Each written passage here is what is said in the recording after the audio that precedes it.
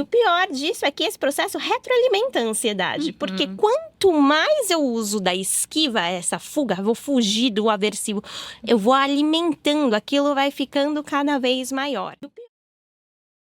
Aumento do número de casos de transtornos de ansiedade e também transtornos de humor nos pacientes jovens, principalmente adolescentes e crianças, em que existe aquele conceito mais popular de que a criança ela é mais imatura, não tem capacidade de ter um transtorno mental numa criança, porque ela nem mesmo se desenvolveu como um todo. E o quanto que a gente hoje tem de conhecimento em relação a esse crescimento de diagnósticos. Por exemplo, existe também uma condição genética atrelada à ansiedade, a gente tem uma predisposição maior se o pai ou a mãe tem nas crianças, e ao mesmo tempo, qual que é o impacto possivelmente negativo que a gente vai ter ao longo do tempo de crianças que tornam-se adultos já com transtornos mentais? Perfeito, acho que é bem o nosso foco essa parte, mas vou responder primeiro a parte genética. A gente sabe que tem sim uma predisposição genética relacionada à ansiedade, então não quer dizer que se os pais são ansiosos, a criança necessariamente vai expressar ansiedade, mas ela tem uma predisposição lá, então ela tem essa potencialidade para. Né? Então, o que a gente entende hoje é uma relação entre gene e ambiente. Então, eu tenho a predisposição, mas de acordo com o que eu vou encontrar nesse ambiente, como que vai ser o meu desenvolvimento nesse ambiente, eu posso expressar. E aí também a gente pensa, né? Pais mais ansiosos ou que, né, vão trazer para a dinâmica parental com o filho também sintomas ansiosos, né? Sim. Então, a criança já tem uma predisposição e vai se desenvolver num ambiente com pais ansiosos. Então, tem uma chance maior. A gente vê, às vezes, em famílias, assim, que trazem um adolescente, puxa, muito ansioso e tudo mais. E você vê, os pais também são bastante ansiosos e acaba gerando um ambiente ansiogênico, né? Para essa convivência e para o desenvolvimento. A Amanda também sabe bastante disso. Agora, uma parte muito legal que você trouxe, que eu queria ressaltar, é que essa questão é uma grande discussão na psiquiatria sobre diagnósticos em menores de idade, né? E minha especialidade, da Amanda também, acaba sendo cuidar dos transtornos de personalidade. E isso, vou trazer esses dados porque é muito bem estudado nessa área, né? O que a gente percebe, vamos pensar. O adolescente, ele passa por muita transformação, biológica, hormonal, inúmeras, assim, ambientais, quando ele tá nessa saída da infância para ir para a vida adulta. É um momento que as demandas dele também aumentam muito. E já aumentava antes de estar super imersos nessas questões tecnológicas. Então, agora ele também dá conta desse ambiente online. Sim. Nisso, tem muito sintoma que vai aparecer nessa idade. Então, quando a gente vê dados de transtornos de personalidade, tem também os transtornos de personalidades associados à ansiedade, a gente vê que muitas vezes começa a manifestar no início da adolescência. Então, ali, sim, às vezes 12 anos, chega às vezes no consultório até mais novo, já é muito nítido o sofrimento do adolescente nessa idade. Então, e aí vem esses questionamentos, puxa, mas a gente vai diagnosticar na adolescência, não é muito novo para dar conta de um diagnóstico, de um tratamento, mas o que a gente sabe? Muitas vezes ter o diagnóstico traz esse autoconhecimento de é isso que está acontecendo com o meu filho e é isso que está acontecendo comigo para o adolescente e permite ele trabalhar habilidades e ter mais recursos para lidar com esse sofrimento. Então, a gente vê que, na verdade, muitos tratamentos que acontecem na adolescência, naquele momento, ajudam muito na saúde mental e no desenvolvimento de adultos com muito mais recurso para a vida. Sim. Então, isso é uma coisa assim que até em vários cenários ainda trazem isso e discutem, né? Puxa, mas trazer diagnósticos na adolescência é algo válido? É válido, a gente tem muito estudo para isso e a gente sabe que não tratar, cronificar, por exemplo, uma criança, um adolescente com muita ansiedade, traz muitas complicações ao longo do tempo. Então, faz muito sentido o diagnóstico na infância e na adolescência. Claro, um diagnóstico bem feito, com calma.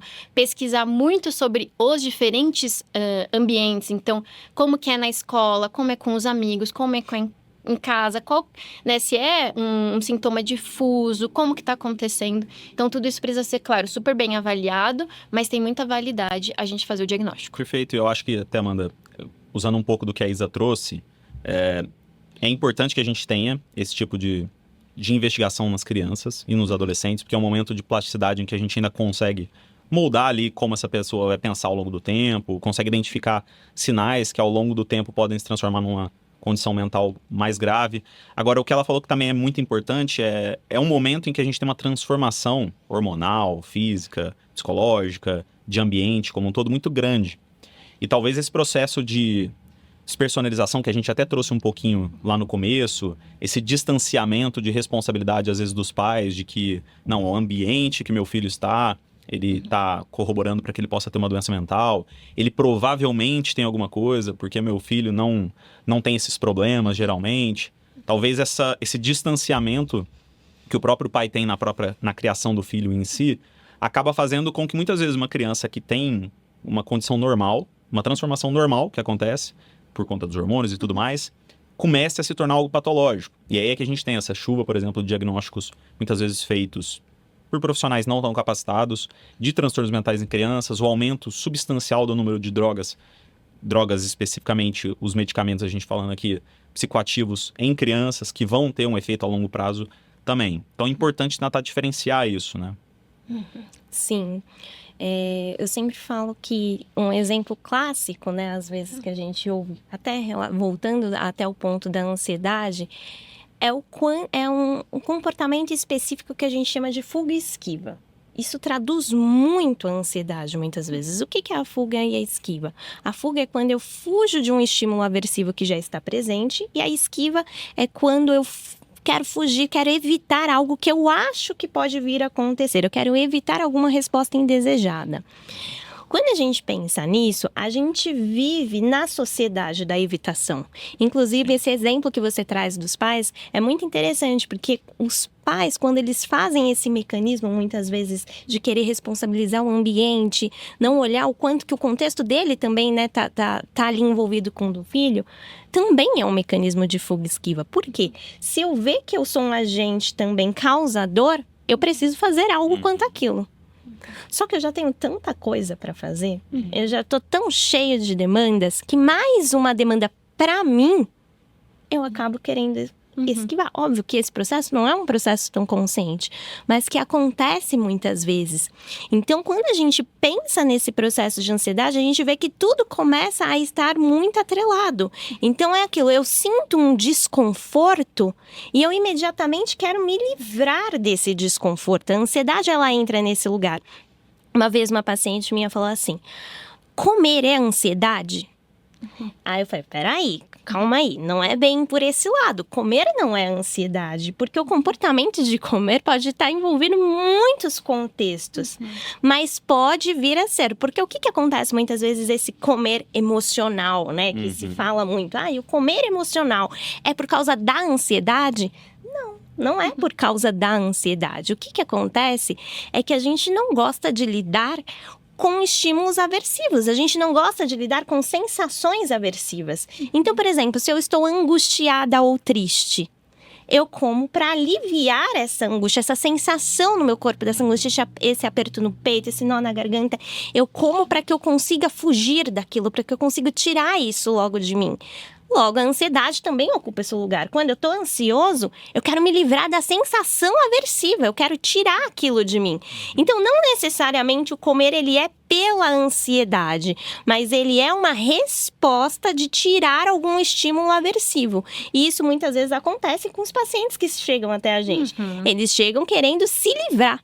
tira a ansiedade de mim, tira a tristeza de mim, tira isso que tá me fazendo sofrer, isso que tá me causando incômodo.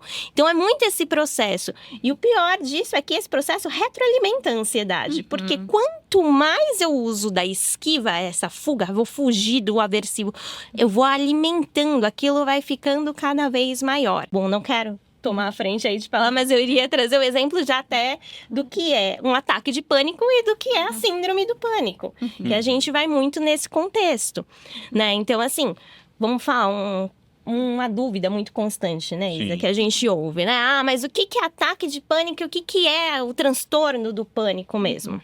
Então, o ataque de pânico, ele é um estímulo que a gente responde com muita intensidade, há muitas vezes algo que a gente nem discrimina, né? A gente responde naquela potência. Então, aquele desespero, aquela sensação de evitação, eu preciso fugir de alguma coisa vai acontecer. E aí, o meu corpo começa a responder. Então, a gente tem todos os respondentes, aquelas respostas mais autônomicas do corpo. E aí, aquela coisa muito forte, vou morrer. Isso é um ataque de pânico, ele acontece. O transtorno do pânico já é quando eu tive já um ataque de pânico, e aí eu tenho tanto medo daquilo começar a acontecer de novo, que eu começo a evitar qualquer situação que eu acho que eu posso sentir os mesmos sintomas. Então, eu começo a evitar, eu começo a querer fugir de tudo aquilo, né? Então, foi quando eu tava no shopping, não vou mais sair. Não vou mais pro shopping. Aí, de repente, não, mas era quando eu tava no shopping, tinha muita gente. Então, também não quero mais um ambiente com muita gente. Então, a gente tá falando já de um transtorno do pânico, que são coisas diferentes. Mas algo muito similar acontece em todos os transtornos de ansiedade, que é esse movimento de evitação de aversivo. Então, por exemplo, na fobia específica, o que eu vou evitar? Eu vou evitar algum estímulo específico que me cause ansiedade. Elevador, barata, altura, né? Temos várias fobias específicas. Na ansiedade social, por exemplo. A ansiedade social, muito parecida até com as fobias específicas, mas a minha ansiedade, ela vem do contato com as outras pessoas. Às vezes do falar, às vezes do comer em público, às vezes do me expor só a minha imagem em público. Então, a minha ansiedade, ela é desencadeada por aquilo, e aquilo que eu passo a evitar. Eu não quero lidar com aquele desconforto. Aí a gente tem a ansiedade generalizada. Eu falo que a ansiedade generalizada, o próprio nome já diz. É tudo. Eu passo a querer evitar todas as vivências. Em tudo, eu passo a sentir uma preocupação, um desconforto. Tudo me causa um sinal de alarme. Tudo me causa um sinal que pode ser um problema. Pode ser um problema a ser resolvido. Pode vir a trazer algum estímulo indesejado. Eu acho que, né, eu concordo, eu acho que é muito legal de explicar um pouco desse olhar de evitação, porque às vezes não é tão claro. Exato. E eu até estava pensando o quanto a função do celular e da internet entra como uma evitação de lidar com outras obrigações, demandas que estão difíceis naquele momento. Então, eu vou para o joguinho, eu vou para a rede, vou postar uma foto e ser validada ali, porque são recompensas rápidas que muitas vezes, né, desviam nossa atenção, mas a gente também está evitando lidar com outras coisas. Eu acho que o Narciso perguntou isso, assim, sobre essa relação entre os pais, as crianças e o ambiente.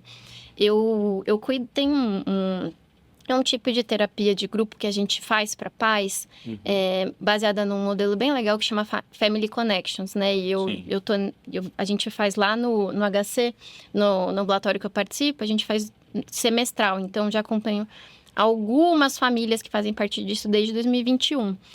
E eu vejo, assim, o quanto os pais estão muito cansados. É muito desgastante por si só, a parentalidade.